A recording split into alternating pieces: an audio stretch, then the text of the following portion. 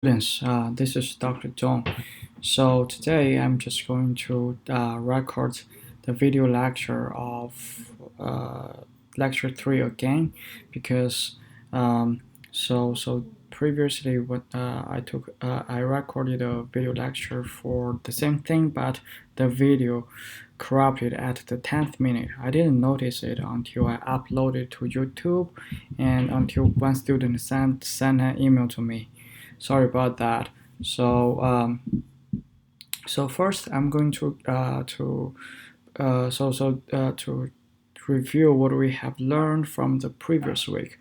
So in last week, so first I went through the organization or hardware part of our computer systems, and then I went over the structures of operating systems. We say that we can divide the operating systems into three layers. The bottom layer is the kernel, and then so the top layer is just the user interfaces. For example, the terminal, and also the if you use Windows, then you got or Mac, you got a very nice user interface like the Explorer, and also the folders. And then in between them are just like the services provided by it's the program interface provided by the kernel. So we call them system calls. And then I introduced some practical Linux commands like uname, so can help us to list the version of the operating system that we're running on, and then lshw tells us the the hardware information, and then lscpu lets us know the CPU hardware. So what's the configuration of the CPU, and DU is in short for disk utility. So it tells us, okay, how much space does a folder and all the files inside the same folder occupy. So today we're going to move on to the next topic, and it's called process. So first, I'm going to introduce several concepts about process. For example, the memory space and the state transition diagram, and also the PCB, the process control block. And after that, I'm going to briefly talk about how to create a process and how to terminate a process by programming. Okay, so first let's look at let's focus on what is the concept of process. So if we talk about process, for most of you, I think you can relate it to this diagram. So it's like on Windows systems, we have the task manager, and if you click on the processes tab, you will be able to see all the processes that are currently running on your computer. And then, so if you use Linux, for example, you use Ubuntu, then you will have similar thing, like over here. Okay, so you will have a user interface which is pretty similar to the Windows Task Manager, and then that is our impression on process. But what is the formal definition of a process? Process is basically the programming execution. So for example, you just wrote a piece of code, no matter it's in Java or C++. So your program is actually only a file. It's only a file that you store on your hard drive. So in order for our CPU to be able to execute the program, we will need to compile the program and into the binary format. So and then load it into memory. Okay, load it into memory, so that because our CPU can only retrieve data from the memory, it cannot directly retrieve data or files from the hard drive. So you can take the memory or RAM or say physical memory as the media or intermediate device between the CPU and hard drive.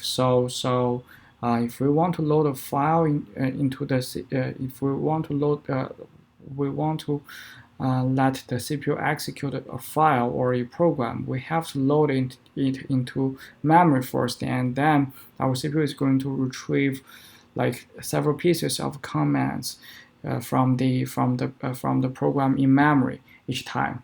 And so that is how we execute a program.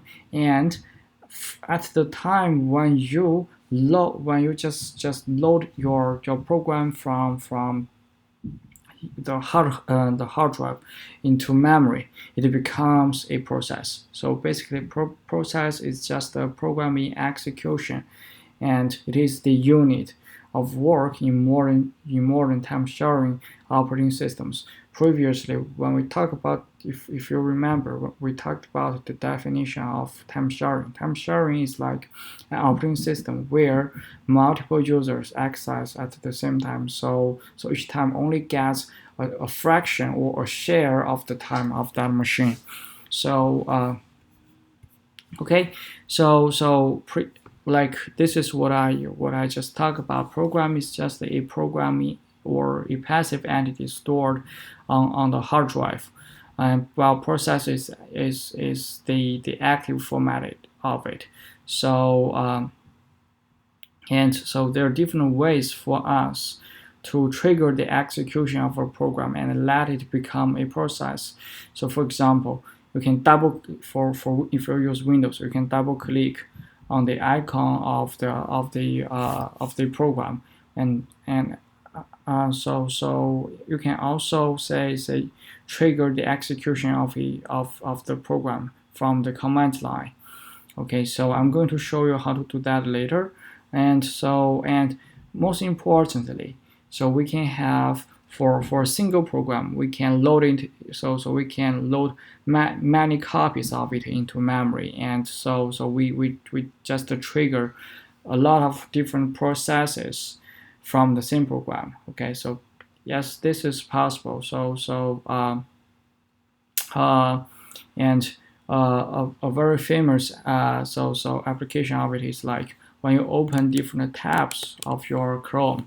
So you just have different tabs of your Chrome, and then each of them is just a programming execution. It's just each tab is just a process.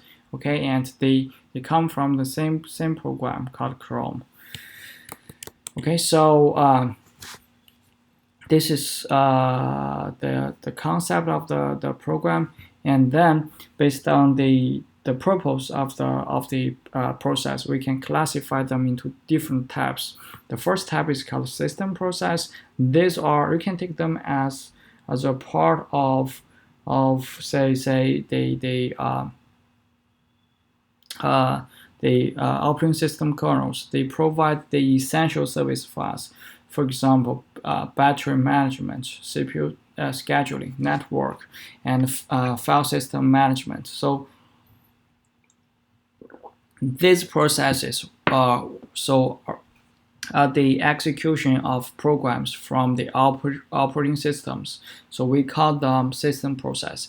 Now, besides them, we definitely have we definitely run some programs that we download that are downloaded by the users.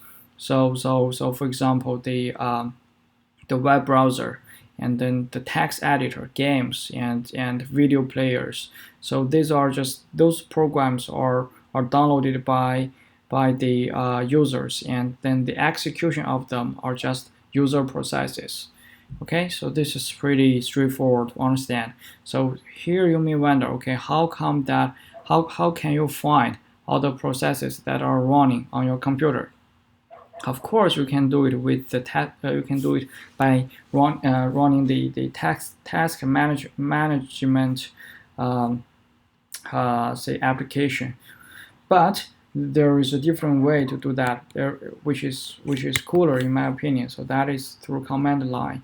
So first, now you just go to the terminal. Let me use a different terminal. So I just want to make it brighter for you. Okay. So I'm just going to create a new basic version of it, so which is in the white background color. So here, if you execute the command top, you will be able to see all the processes that are currently running on your computer. And here I'm using Mac, so Mac supports this command. So if you use say Linux Ubuntu, let me just log on to my server. Oh, sorry, this is not Ubuntu. So I'm just going to.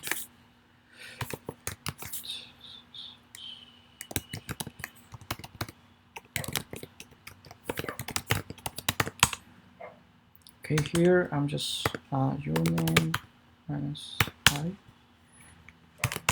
Okay, so here I'm just on my server, which runs Linux Ubuntu. And here, if you execute the command top, you will be able to see similar output. Okay, so we got a list of processes that are running, for example. So these are the commands that trigger these processes. Here we have top because I'm just running the top. I'm just running the top program, and and this is how you. So this is basically a cooler version of Task Manager, which lists all the processes that are currently running on your operating system. So definitely, I recommend you to try it by yourself. And I'm going to talk about how to interpret these different values later. Okay, so and then so here one question is that say how many different processes that are running over here. Definitely more than 20. Here I got at least 20 processes that are running. And if you use the ls cpu command, here we can see that this computer only comes with 8 CPUs. But how come that this CPU is able, or this computer is able to execute 20 different processes that are running? So this is pretty much like we just have a highway which only comes with 8 lanes, but we have 20 cars running in a row, in the same row on the highway. And how come? Okay, this is because of what? And this is because of time sharing and multi-programming. Previously, last week when we talked about the concept of multi-programming. So multi-programming is like for the same CPU, so different processes. So the CPU is just executing a single CPU is executing multiple processes by switching between them. So you can take it in this way. Okay. So suppose here you just enter a restaurant, and this restaurant has maybe 4 or 5 tables of people that are eating. But this small restaurant only has one single waiter. So here the waiter can only serve one table at a single time. Okay, but all the tables get the customers on all the tables get an illusion saying that they are being served by the waiter at all times.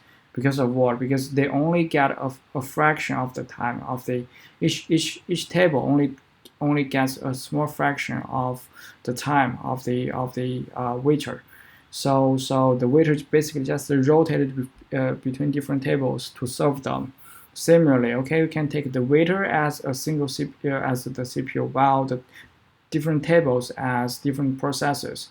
So the CPU is just switching very fast between different processes, so that it gives us an illusion that the CPU is running all the processes always, but it's not true. And the switch between different processes is so fast. So normally it's around 500 times per second. So we as the human beings, we don't feel that at all. Okay, so this is how we are able to execute multiple processes with a small number, even a single CPU. Okay, and next figure is going to be very important for you. Okay, here it introduces the memory space of a process. Okay, so here so previously we said that when we want to execute the program, we first need to load the program into memory and then let it become a process. And this is how the space that is occupied, the memory space that is occupied by a process look like. Okay, so here we can say there are 4 different fractions of the memory space of a process. So here we got text, data, heap, and stack. So what is text? Text basically is the text area basically stores the code or the program in a binary format, and the data stores global and static and global variable, while heap stores static local stack stores static local data, and heap stores dynamic local data. So here, some of you may get really confused. So what is the difference between static and global variable, static local variable, and dynamic local variable? So next, I'm going to explain this for you. Okay, so here let's just look at a very simple program. Here we just define a function. We just have a file and in which we define a function, and this function is really simple. It's called main. It does nothing but returns 0. So this piece of code basically does nothing, or this function basically does nothing. It does not have any variable, no static global variable, no local variable, no matter it is static or dynamic. So here, let's look at the program.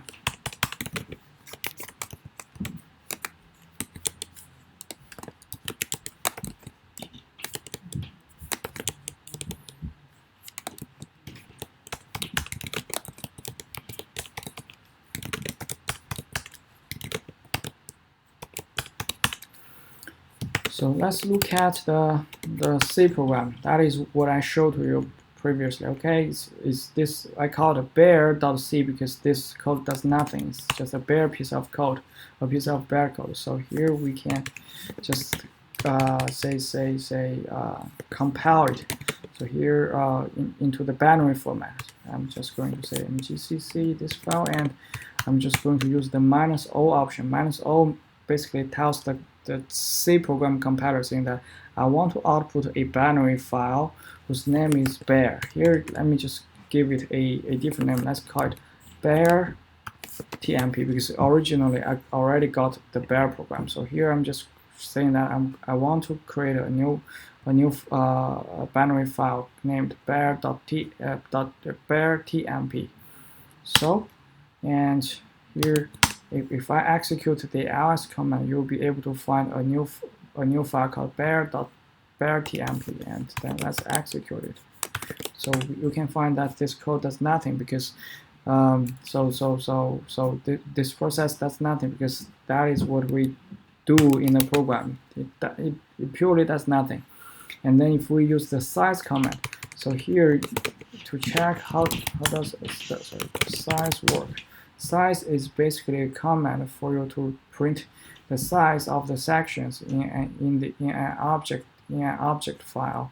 So here it will tell you, okay, it's going to print the decimal number of bytes required by the text, data, and object segments. Okay, so here we can just have a feeling about what is the size of text and what is the size of data area for this process. So we can just use size bare tmp. So it's going to tell you that, okay, the text area which stores the program occupies 4096 bytes of space in the memory, while the data area stores nothing. Okay, its space is 0. This is because here in this program we don't have any variable, so the data area is just empty. The data area right over here is just empty.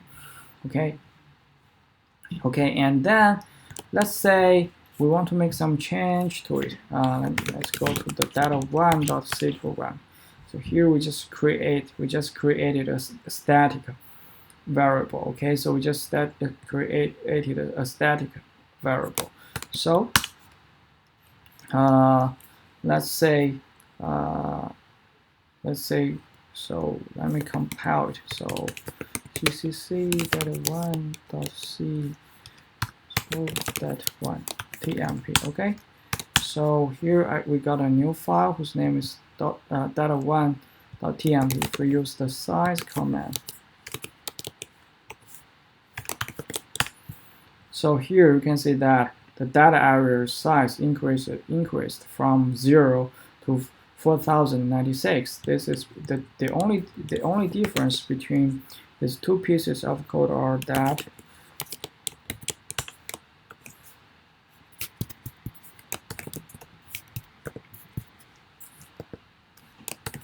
okay, I'm going to open that file. Okay, so on the left I show the bear.c program, while on the right I show the data1.c program. So the only difference between these two code are that in the data1.c program we got a static variable. Okay, so we got a static variable, and so this static variable is going to be stored in the data area. Okay, so it's going to be stored in the data area, and so that is why we see an increase in the size of the data area. It increases from 0 to 4096.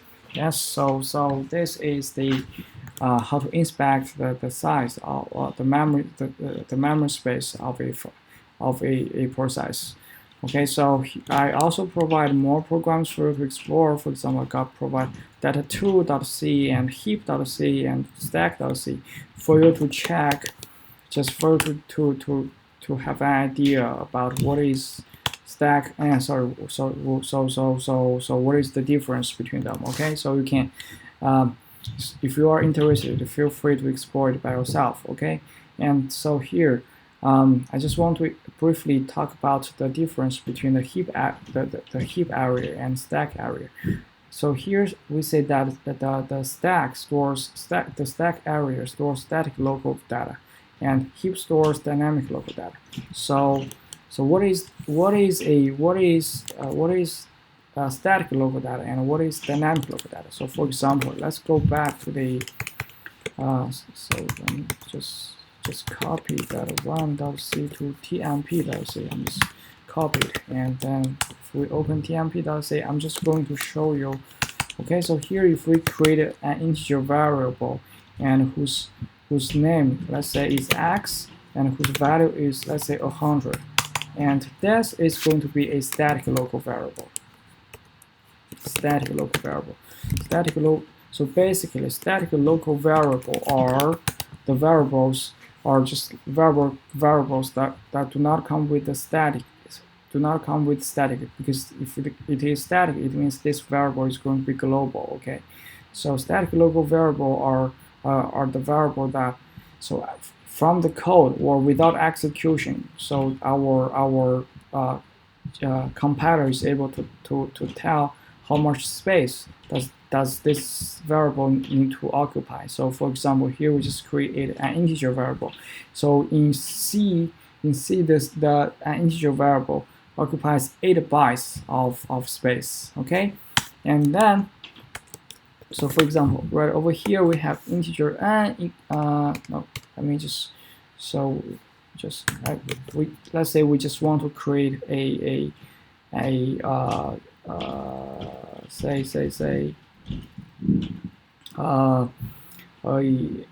an array. Let's say we have an array and whose size is x. Okay, so here, okay, without executing the program, the C compiler is not going to be able to know what is the value stored in the variable x.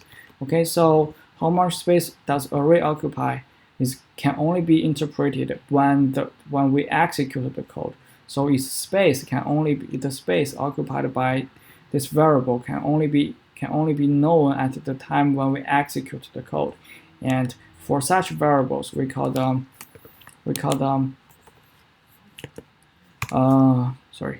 static local variable. We call them say dynamic local variable.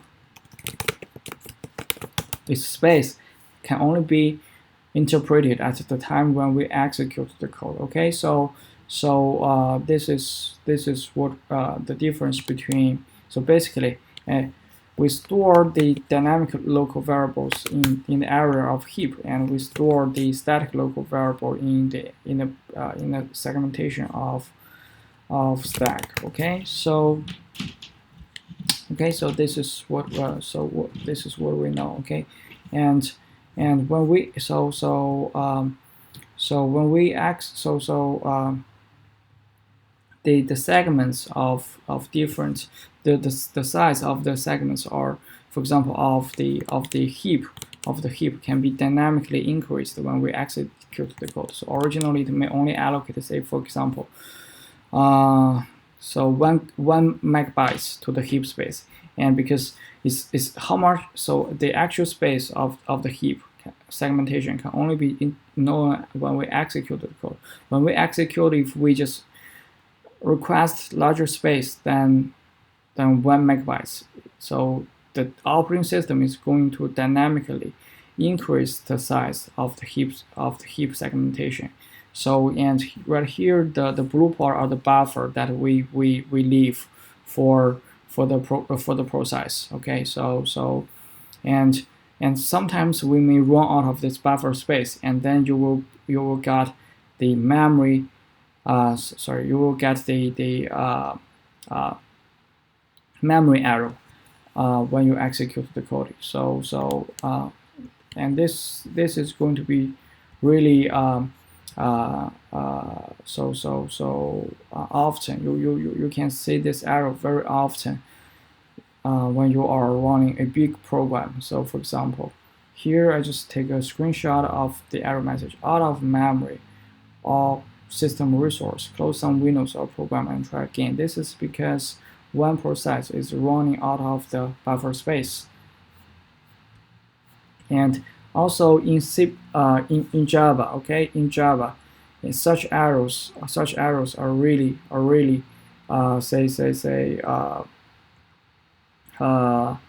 so often. So for example, here we are just asking for we just want to create an array whose type is heap arrow, and its space is like say 100 million. And in Java, everything that is created by new is going to be stored in a heap segmentation. Okay, so here, because here it is asking for a space that is too large, so it is going to exhaust the Java virtual machine space. So then that's you will get, if we execute this piece of code, you will get the error called java.long.out of memory error Java heap space. Let's say how to interpret this error message. Java.long, here long is in short for language, okay? And out of memory error, it says that your process is running out of memory. It's basically it is requesting more memory than what is allowed for it. Okay, so and the part that really explodes the memory of that process is heap. Because we are just trying to use the new command to create an array which is too large. Okay, so that here it just tells you the Java heap space explodes. Okay, so in order to fix that problem, so one effective way is that, okay, you manually increase the maximum memory's allocation pool size for that process. It's like originally you want to prepare a much larger buffer space for that process. And so how do you do that so you need to do that through the option when you execute the program. So the XMX option tells the Java tells Java virtual machine, okay, how much space you want to allow for the process to occupy at most. So here, if you use Eclipse, let me open my Eclipse.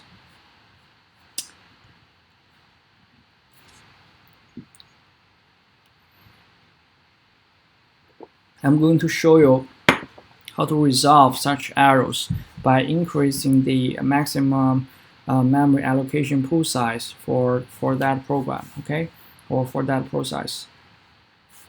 Here, let me take one example. Take one, say S35, 47. So okay, here just have a program. So here you just go to, you just right click that and go to say yes, run as, and then we have run configurations. So in the run configurations, you are going to click on the second tab called arguments. Okay, in arguments, we say program arguments. These are just like the input parameters for your main program. Okay, and then VM arguments is like the parameters that you want to pass to the Java virtual machine. Here you can just xmx, let's say 2024, so 48 M. So capital M is for megabytes. 2048 is like 2 gigabyte. 2048 megabytes is the same as, is equivalent to 2 gigabytes. So you're saying that, so you want the process to occupy 2 gigabytes of memory at most. And then you can apply, click the apply button, and then run it. So this is how you increase the maximum memory allocation pool size in Java. And so this is what we have. So here I'm just using xmx 1024 megabyte M. So this is equivalent to 1 gigabytes. Okay, and then in Linux, in Linux it's easier for you to do that. And so if you use the command called ulimit, okay, here, so the -a option is going to tell you, so ulimit is in short for user limit. Okay, so it is going to tell you, okay, so the limit for a certain user. Okay, here I'm just checking the limit for myself, and this is my personal server for that only me use it for the purpose of research. So basically I allocate a lot of resources for myself, and most of them are just unlimited. So like data segmentation size, this is like how much space can the data segmentation of a process occupy for a certain user. Okay, so no matter which process are you run, how large can the data area take. Okay, and then so we also have the max memory size.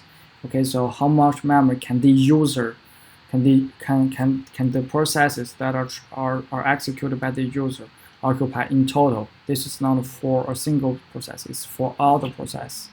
The combined memory space of all the processes that are executed by user. And then we have stack size.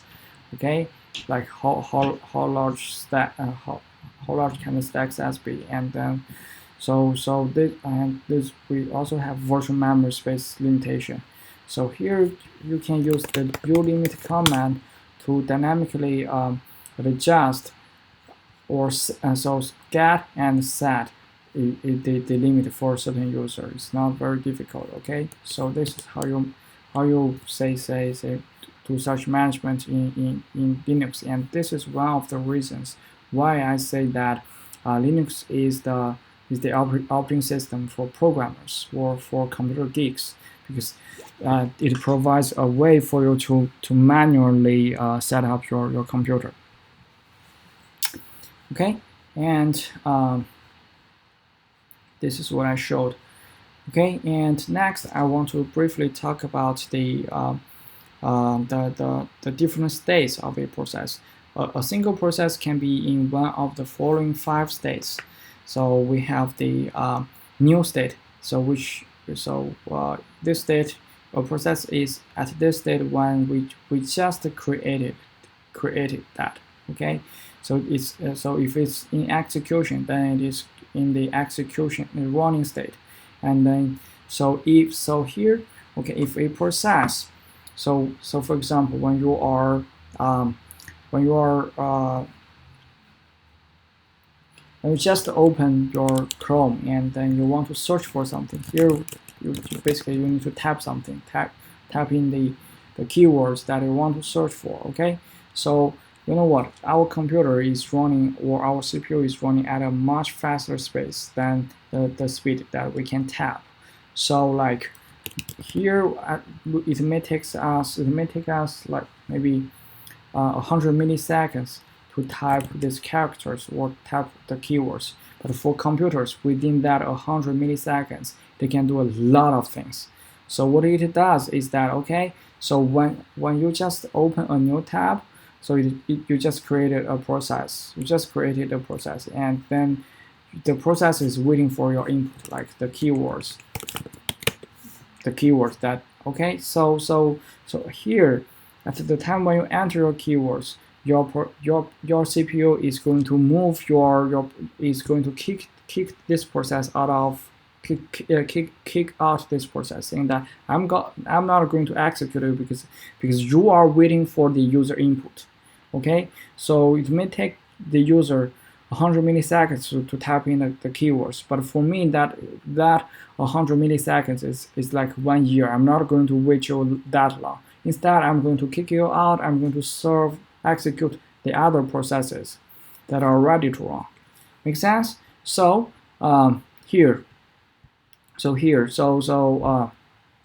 this process just goes from the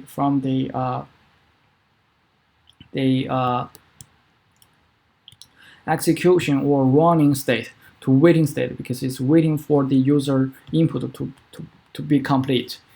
And then once we tap in all the keywords, and then we click on the return button. Okay, so this process is not going to resume its execution right away. No, it can't. So instead, it is going to go from the waiting status to a ready queue, to a ready list or a waiting list, because it's highly likely there are a long list of processes that are ready to run. All of them are waiting for the CPU. So it doesn't make sense for this process to jump into the beginning of the waiting list, because that's not going to be fair to the other processes. So this process is going to the end of the waiting list, and we say that it is going to be in the ready state. And when all the previous processes have already been served, so it is going to be able to claim the CPU for execution, and then at that time it goes from the ready state to running state. And then when we just finish execution, finish the life cycle of a process, then the process is going to go to enter the terminated state. Okay, so these 5 states are very important. They are going to show up in your midterm and final exam, so pay attention. And this diagram shows the possible transition between different 5 states. And so we have a new the process can go from new state to ready, and then from ready to running, like when all the previous process have been served, it claims the CPU and then enters the running state. And then a running process can be kicked out of the CPU by an interrupt. The interrupt could be I/O request, input and output request, like what I just talked about, like typing the keywords, or by some other interrupt. For example, if this process is occupying the CPU for too long time, then all the other processes that are in the waiting list are not going to be patient. So the operating system is going to move it away from the CPU back to the waiting list. So to make it a little bit fair for the other processes. Okay, so in that case, it also goes from the running state to the ready state. And then so here we have the waiting state. Sorry, the waiting state is what we said. It can be triggered by an input and output event. Okay, and then so when the input or when output is complete, it goes from waiting state to ready state, and then we have the terminated state. Okay, the next concept is called process control block. So suppose that right now you are executing a process, and then just like this, you're just executing the Chrome process, and then so suddenly you want to type in the keywords, and then your CPU is going to kick out the process out of it and serve the other process. So here and when your input is complete, the CPU is going to resume the execution of the process. So basically, at the time when the process leaves the CPU, basically it means that the process goes from the running state to waiting state, or to the ready state. So we need to take a screenshot of the current state of the process, like where am I currently, so that the next time when the CPU wants to run the process, it knows where should it start again instead of starting from the beginning. So here the snapshot of a process is called a process control block. So in the process control block, we store various information like the state of the process number, and then so the process number is basically like the ID of the process, and the counter. The process counter is like an index saying that this program or this process just finished executing which line, is up to which line, and then the register values and the memory limits and list of open files. So these are the information that we stored in the process control block. And here, let's come back to the top comment. Okay, so in the top comment, what we see, the information we see are actually from the process control block. So it basically retrieves the data from the process control block and display it over here. So let's look at what kind of information do we have. So the first one is the PID, that is the process number, the ID of the process, and then user. So it's like which user triggers this process. And then PR is in short for priority, and NI is another term for priority. VIRT is like how much virtual space does this process occupy.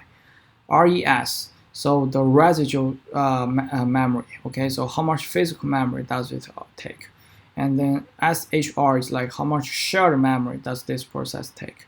S is like the status of the process. We have S is like sleeping, R is for running, and let me see, what is I? I is like idle. So if a process is sleeping for a very long time, so the Linux assigned a state called idle.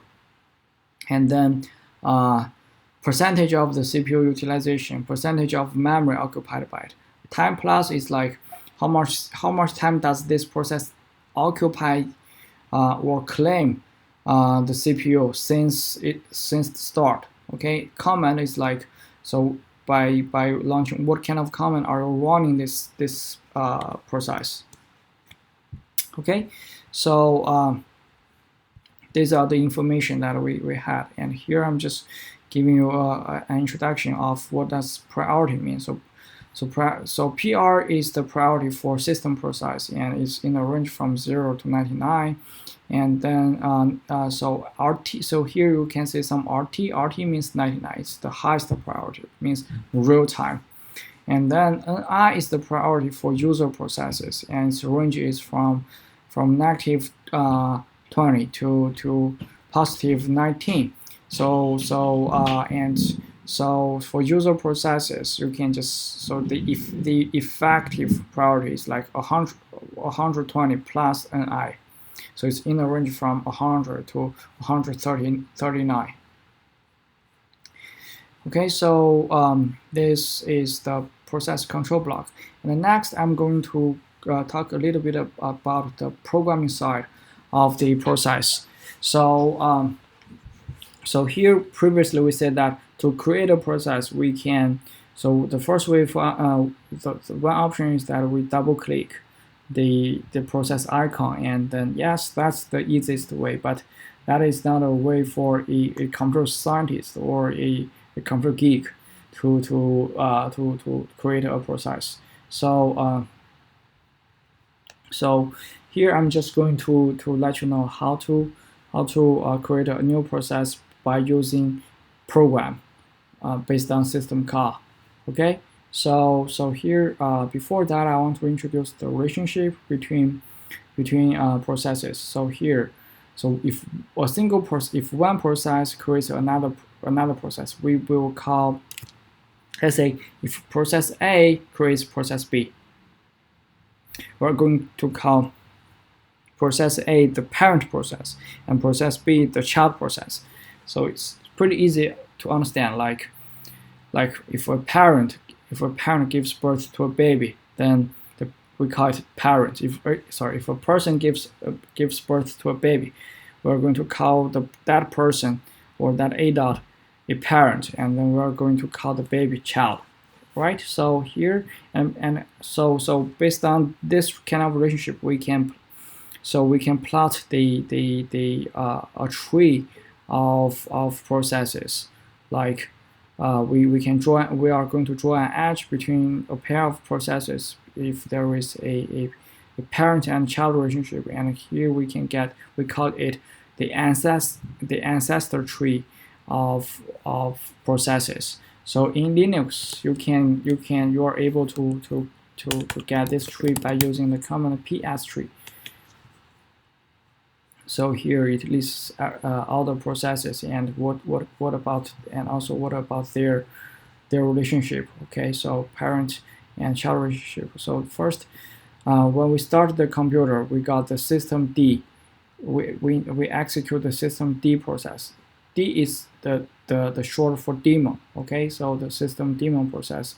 The system daemon process creates a lot of other processes like modem manager, network manager. So you can take system D as the initializer of our operating system, and then it is going to create the other processes to run the system kernels like network manager and modem manager and etc. Okay, so our graphic card manager and disk manager. Okay, so and power manager. Okay, so these are the essential service or the kernel. The essential services provided by the kernel, and then they are going to create some more processes. So that's why we can get this very complicated process ancestor tree.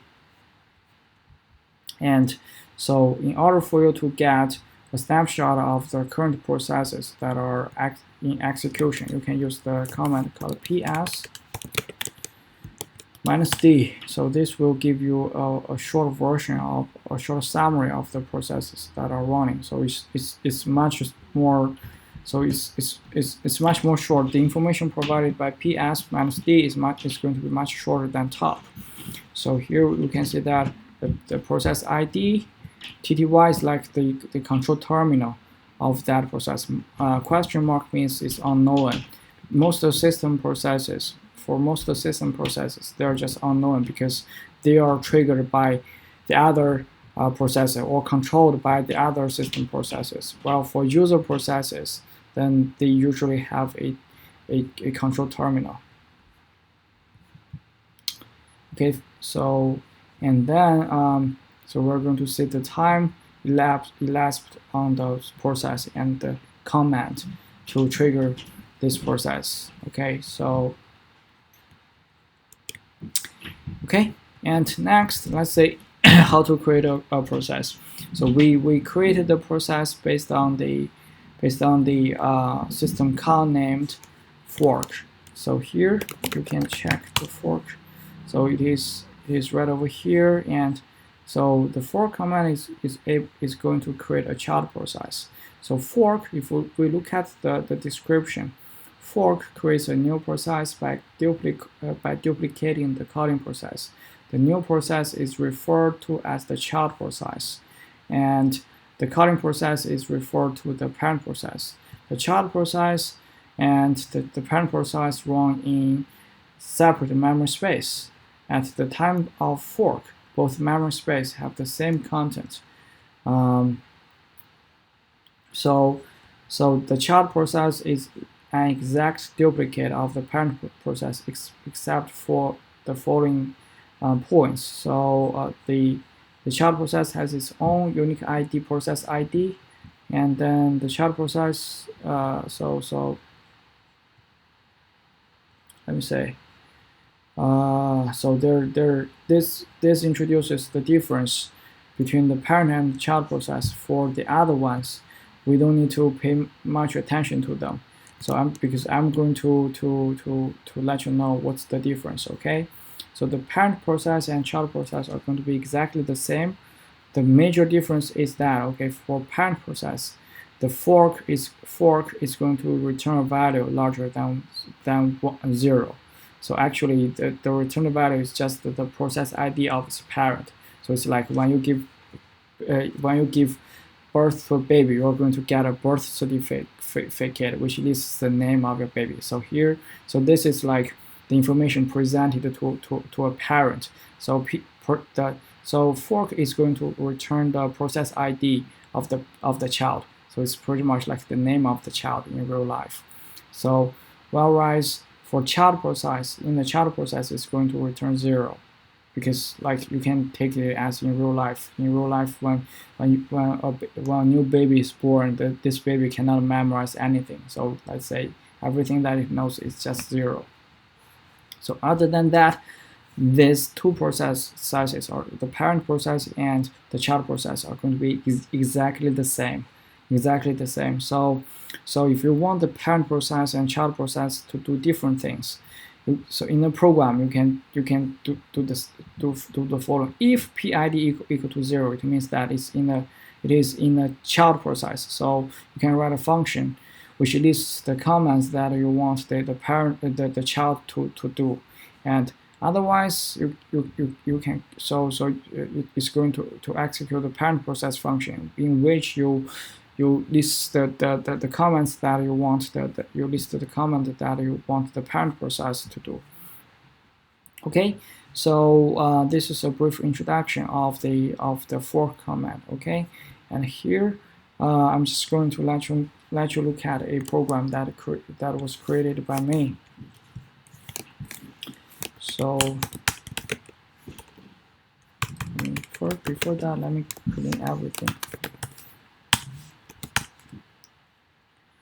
So I just clean everything, and then let me go to the process creation. Okay, so let's look at the process creation 1.c program. So here, let me see. I need to remove this line and also this line. So okay, so here let's look at the program. We have, so first in the program we create a variable in the PID to store the PID, and we just create an integer variable whose name is var and whose initial value is 100, and then we're going to fork a process. So and get the return value. If the return value is less than 1, it means that the fork is not successful, and so we're just going to print out an error message saying that the fork failed. Otherwise, if PID is 0, it means that we're in the child process. So in the child process, we basically change the variable value from 100 to 200, and we print that value out. While in the parent process, so what we do is that we just print out the variable value. So what we expect is that, okay, the parent process is going to print out a value 100 because the value of the variable is going to be 100. While in the child process, because it changes the variable value from 100 to 200, we are going to expect or 200 to be printed out. So basically, we expect to see 100 and 200 to be printed out. So let's compile it. GCC creation1.c minus all creation1. So here we're just going to create a program called creation1. Creation. We're just going to. So here we say 100 and 200. So here what you can tell is that, sorry, this is the binary file. Let me go to the source file. So the previous output that we say is 100, 200. So in that execution, what we do say is that the parent process is executed first, and then after that it is the child process, because the child process is going to print out 200. Let's execute it multiple times. So if you here just basically after the creation, the parent and the child is going. We got two processes, parent and child process. They are going to compete for the CPU. So whoever gets the CPU first depends on the luck, or depends on the operating system. So so here, let's just give it more tries, and finally we see that in this execution, the child process is the child process grabs the CPU before the parent process. Well, in most cases, the parent process is faster at say competing for the CPU. Okay, so and sometimes what we do in real life is that, okay, so for example, when we are eating a dinner, eating a big meal, so the parent process will let the child. The parent will let the child eat first, because they know that the child is slow and they're picky at food, so they want the child to eat the food that they like most. I'm not sure if this is the tradition in America, but back in China, this is pretty popular. Most parents do this. They make big sacrifice for their children. Like this is what my parents did for me when I was a child. I'm not sure if this is very good or not, but yes, this is what they do. This is a big sacrifice. And so let me tell you a story. Okay, so maybe 2 weeks ago, 3 weeks ago, when I took my 2-year daughter for work inside my community, one neighbor saw us, and that neighbor said, okay, so it's like she first asked me, okay, so is your daughter smart? And immediately after that, she said, no, I shouldn't ask this question because all Asians are smart. So I laughed a lot. I didn't got the chance to explain the things for her, because I don't get the time. But here I just want to explain to you, like, because the topics are related to that. Back in most Asian countries, the parents make big sacrifice for their children in their whole life, basically in their whole life. So they want to. So one of the biggest sacrifice is that they want to provide the best education they can, even though they really cannot afford that level of education. Sorry, they want to provide the best level of education for their next generations, and even though sometimes they cannot afford it. So here, so you can say that in America, and if for those very good school districts, because I live in New York, the state of New York, the best school district in New York, in the state of New York, is Jericho, so located in Long Island. So I'm not sure how much fraction of Asian people take in the United States, maybe 2%, maybe 3%, right? It's definitely less than 5%. But if you just Google Jericho, and why say population, and and look at the, if we look at the demographics of that city, let's say demographics here, The demographics say, let me say, okay, um, here, 86% white, and so 10.7% Asian. And what I know, so this is the data is pretty old, and actually now it is around 30% Asian. So here, if you look at the generic median household median house price, okay. So let's go for Zillow. The median home value is like is more than $800,000. So like you see that in these areas, in this area, Asians are definitely overpopulated, especially considering the overall population of Asian in the whole country. So so here, what I want to say is that, okay, so this Asian parents just made big sacrifice for their children.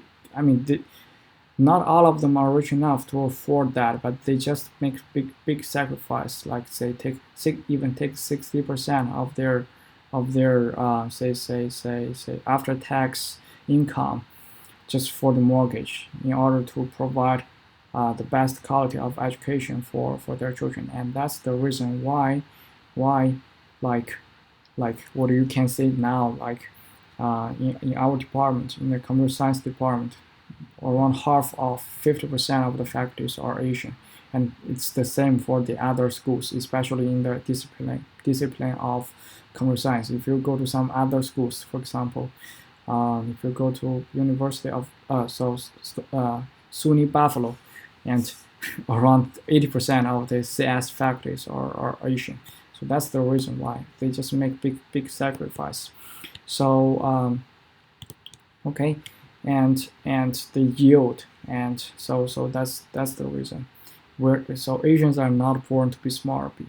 They are just, these parents make big sacrifice in order to provide high quality education to their children, and also those children just pay big efforts in throughout in say in education. Like for me, I grew up from a small city back in China, and from a average family or even lower rank family.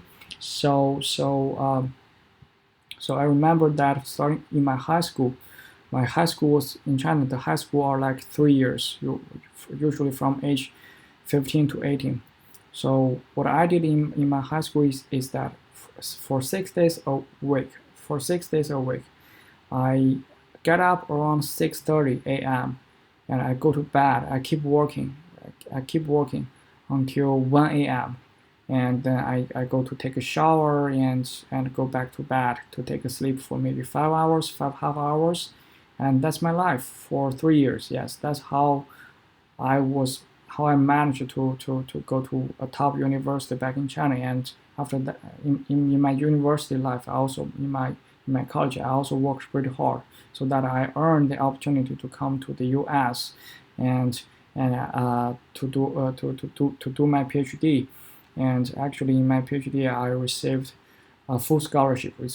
Everything is free. Like the tuition is waived, and they give me a stipend every month, which is more than sufficient for me to have a good life. Yes. What I want to say here is that, okay, education is fair for everyone. So especially in the United States, because from the kindergarten to high school, it's the education is free. So you should take advantage of that, and also take advantage of your college and your master study to make yourself a better person. And then at the time when you enter the society, so that at the time when you enter the society, you earn yourself a better place, a better position. It's going to be much easier for you to climb the social ladder when time goes by. Okay, so let's come back to here, and let's say, just like for example, the parent just want to yield to the child so that the child can finish the lunch and eat whatever they want to, he or she wants to eat. So here in the operating system, or what we can do is that the parent may want the yield to the child, so that the child can grab the CPU first, and then after that the parent resumes its execution. And actually there is a system call named wait which can do this. So here let me show you the one small modification that I make to it. Okay, so here if I just so trigger the uncomment this line, so here in the parent process it's going to wait first and wait for the child process to run and then resume its execution. Okay, so then if we compile it to save to the binary format and then execute the binary code, what we see is that here we can see that we got 200 100 because the parent is the child process got to grab the CPU first, and then again 200 100 200 100. Unlike previously we see 100 200, here we're going to say 200 100 forever. Okay, so this is the wait system call. Okay, so and this is what I mean. So with wait, the parent is going to wait until the child process finishes or exits. So now I want to give you a big task. So here I want to know.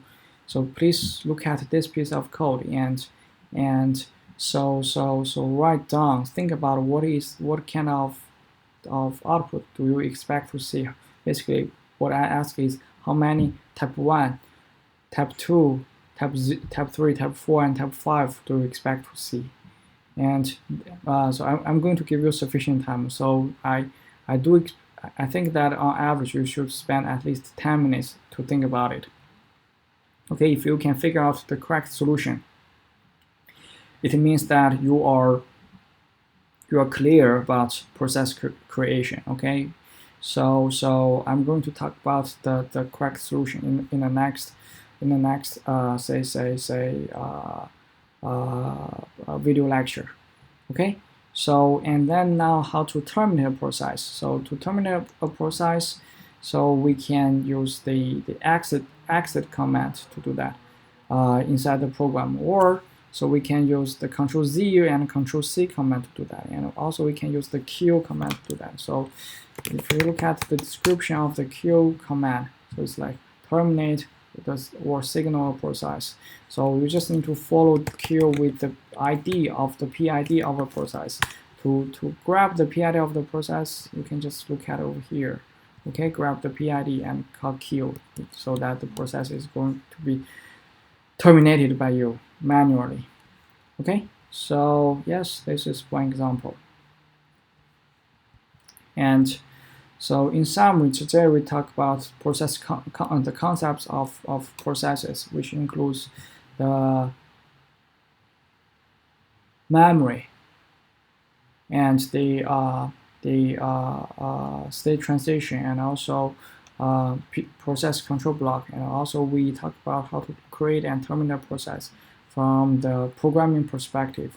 So after this one, your task is to read chapter 3.1 and 3.3. So yes, that's the video lecture for today. Thank you.